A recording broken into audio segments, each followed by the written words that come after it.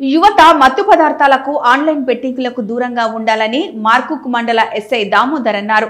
సిద్దిపేట జిల్లా మార్కుక్ మండలం చేబర్తి గ్రామంలో మహిళా రక్షణ చట్టాల గురించి మార్కుక్ ఎస్ఐ దామోదర్ షీటింగ్ బృందం అవగాహన సదస్సు కార్యక్రమం నిర్వహించారు. ఈ సందర్భంగా వారు మాట్లాడుతూ యువత మత్తు పదార్థాలకు దూరంగా ఉండాలని, మద్యం సేవించి వాహనాలు నడపకూడదని సూచించారు. సైబర్ నేరాల పట్ల ప్రజలు అప్రమత్తంగా ఉండాలన్నారు. మానవ తప్పిదం వలె సైబర్ నేరాలు ఎక్కువగా జరుగుతున్నాయని పేర్కొన్నారు. నా యొక్క శుభాకాంక్షలు. ఈరోజు మన రాష్ట్ర ప్రభుత్వం ఆదేశానుసారం మా యొక్క సిద్దిపేట కమిషనర్ సిపి గారి యొక్క ఆధ్వర్యంలో చేబర్తి గ్రామంలో మా కళాబృందం తరఫున వారు వచ్చి ఇంత చక్కటి ప్రోగ్రాంని ఇక్కడ ప్రదర్శించినందుకు వారికి నా యొక్క ధన్యవాదాలు.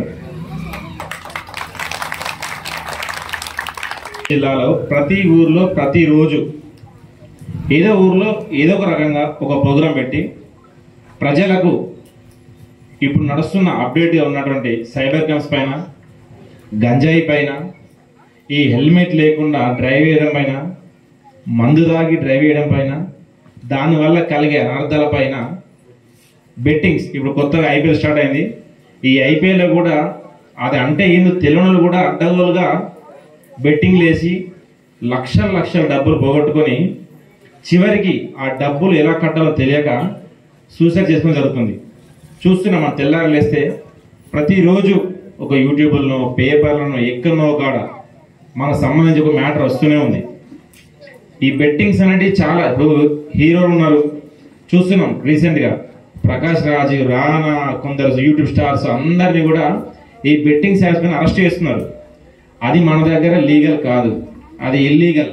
ఏ రకంగా దాన్ని ప్రమోట్ చేసినా కానీ అది చట్టం మీద నేరం. అది దానికి ఏదో ఆశపడి వాళ్ళకి డబ్బులు వస్తాయి, మనకేం వస్తున్నాయి? మనం పోగొట్టుకున్న డబ్బులు వాళ్ళకి ఇస్తున్నారు.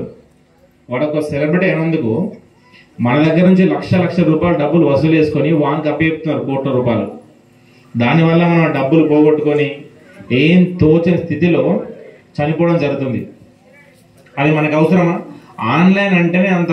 ఆన్లైన్ అంటేనే ఎవడో ఎక్కడో కూర్చొని ఏం టైంకి ఏం చేయాలని డిసైడ్ చేస్తున్నాడు. మన కళ్ళ ముందు మనం మాట్లాడుకుంటున్నాం అంటే మనం ఏం మాట్లాడుతున్నాం, మనం ఏం చేస్తున్నాం, ఆ పర్సన్ ఏం చేస్తున్నా అనేది మనకు అర్థమవుతుంది. మన ముందు లేని వ్యక్తి మనతో మాట్లాడుతుండు, మనతో ఆటాడిపిస్తుండే వాడు ఏం చేస్తున్నా మనకి ఏం తెలుస్తుంది? వాడు ఎక్కడ ఉంటాడు, వాడు ఏ ఆశ చేస్తాడు, మనకు ఆశ రేపుతారు, ఇంత వస్తాయి అంత వస్తాయని. Any betting app, any betting. ఒక పర్సన్ కొత్తగా బెట్టింగ్లోకి ఎంటర్ అయిన తర్వాత వానికి 1 or 2 days ఫస్ట్ డబ్బులు వస్తాయి. ఈరోజు 100 పెడితే 200 వస్తుంది, 1000 పెడితే 2000 వస్తాయి. 4 రోజుల తర్వాత మనకు అలవాటు వేస్తాడు. మన యాక్టివిటీ అనేది ఆ బెట్టింగ్లో, ఆ యాప్లో ఎంత ఎక్కువ ఉంటే మనం అంత ఈజీగా అట్రాక్ట్ చేస్తారు ఆ యాప్కి, బెట్టింగ్కి. ఏం చేస్తారు? ఫస్ట్ ఒక రోజు 1000 పెట్టినావు, 2000 ఇస్తాడు, 2000 పెట్టిన 4000 ఇస్తాడు. అవి ఇంక అలవాటు అయినా చూస్తాడు. వాడు ఇక మెల్లిగా నీ దగ్గర నుంచి లాగడం చూస్తూ ఉంటాడు. నువ్వు 2000 పెడితే 500 తీసుకున్నాడు, 1500 ఉంటుంది.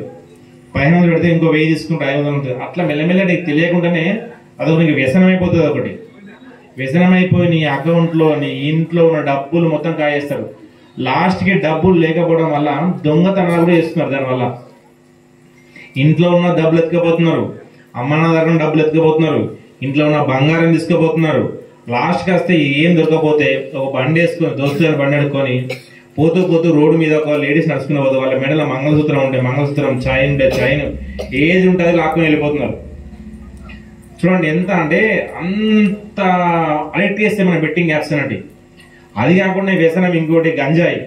అసలు గంజాయి తాగితే వాడు ఏం చేస్తుండు, ఎందుకు చేస్తుండు అని తెలియకుండా చేస్తారు వాళ్ళు. అంటే అంత మూర్ఖంగా బిహేవియర్ చేస్తారు గంజాయి కబడాడు.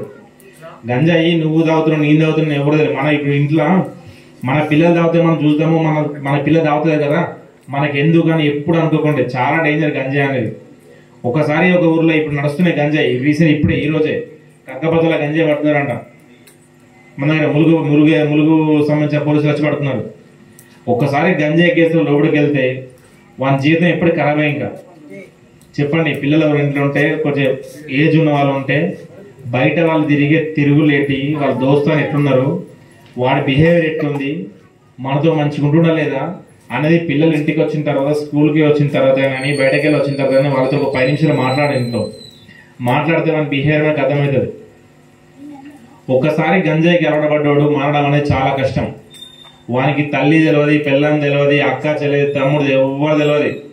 వాడు తాగి వచ్చిన తర్వాత అందరిని ఒక రకంగా బిహేవ్ చేస్తాడు, అందరితో ఒక రకంగా చూస్తాడు వాడు. సో జాగ్రత్తగా ఉండండి. మన పిల్లలే, అందరు కూడా మన పిల్లలే. అట్లా అనుకున్న మాత్రమే ఈ గంజాయి మనం కంట్రోల్ చేయగలుగుతాం. వాడి పేరు మనం చెప్తే ఏమంటారు, మనం తిడతారు కావచ్చు అంటే తిడతారు కావచ్చు, వాస్తవమే. పక్క పెంటాడు మాకు గంజాయి తాగుతున్నాను మీకు తెలిసింది, మీరు చెప్తే వాడు మిమ్మల్ని తిడతారు. వాళ్ళు అయ్యి తిడతారు కావచ్చు, వాళ్ళ చుట్టాలు తిడతారు కావచ్చు. కాకపోతే ఆ క్షణానికి వాళ్ళు తిట్టి మిమ్మల్ని బాధపడతారు, మీరు బాధపడతారు. కాకపోతే వాళ్ళ లైఫ్ బాగా